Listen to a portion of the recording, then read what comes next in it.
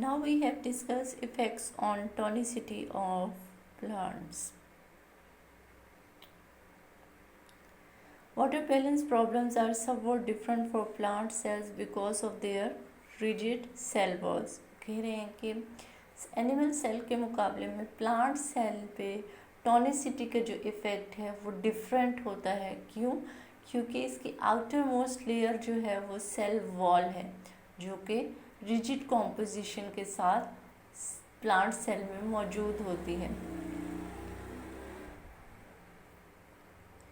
उसके अलावा है most plants have in live in hypotonic environment, that is there is low concentration solute in extracellular fluids. As a result, water tends to move first inside the cell then inside the vacuole.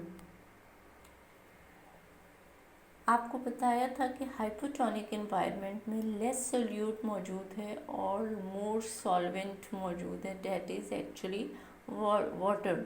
सो क्या होगा कि water सबसे पहले जो है वो cell wall के through plant cell में एंटर होगा, then it moves inside the large vacuole which is present in the centre of the cell.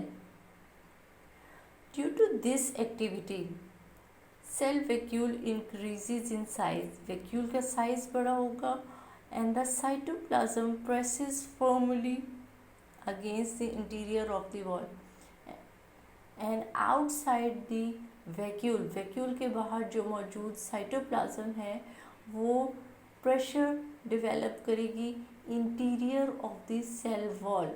इस प्रेशर से सेल वॉल जो है वो बर्स्ट नहीं होगी, although it is not rigid. उसकी शेप थोड़ी सी चेंज होगी, रिजिड नहीं रहेगी मगर जो है वो बर्स्टेबल नहीं होगी.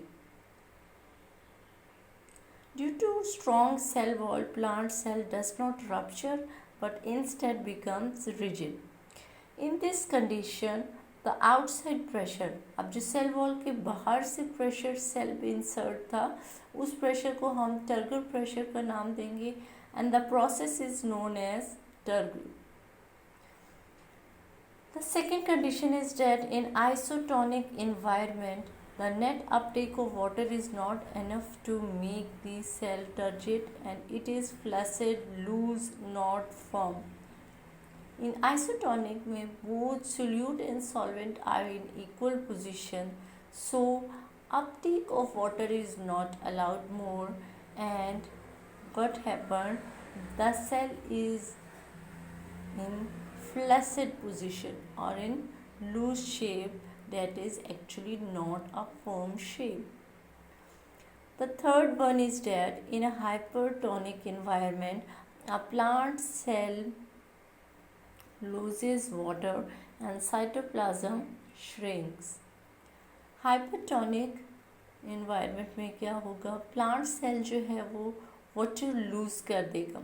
वाटर लूज होगा तो क्या होगा कि साइटोप्लाज्म जो है वो श्रिंक हो जाएगा और this shrinking of cytoplasm is known as plasmolysis.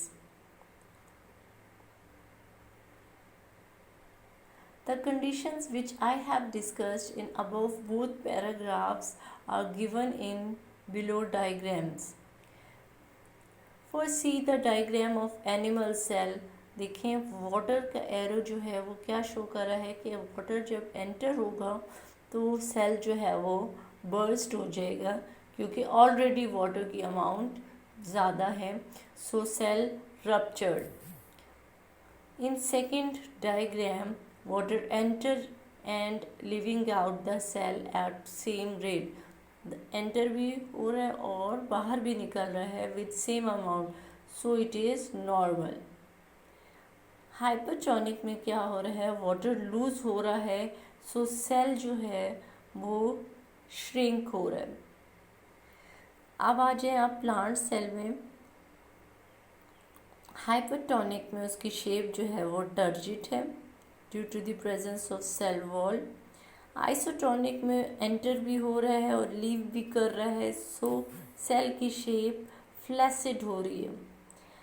इसी तरह हम थर्ड कंडीशन में हाइपरटोनिक में प्लाज्मोलाइज्ड हो रहा है, मीन्स सेल श्रिंक हो रहा है। क्यों? क्योंकि उसका साइटोप्लाज्म जो है वो भी श्रिंक हो रहा है। So these are the effects of tonicity on plants and animal cell. Thank you.